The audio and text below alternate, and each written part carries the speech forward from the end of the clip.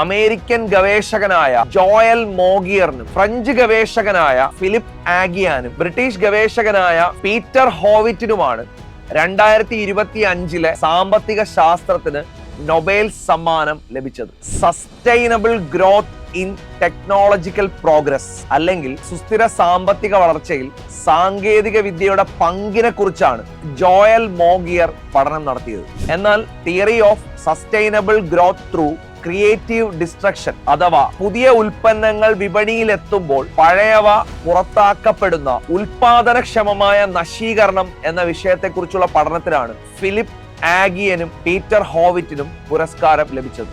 സമ്മാനത്തുകയായ $12 ലക്ഷം നേർ പകുതി ലഭിക്കുന്നത് ജോയൽ മോഗിയറിനാണ്. അടുത്ത പകുതി ഫിലിപ്പ് ആഗിയാനും പീറ്റർ ഹോവിറ്റും ചേർന്ന് പങ്കിട്ടെടുക്കും.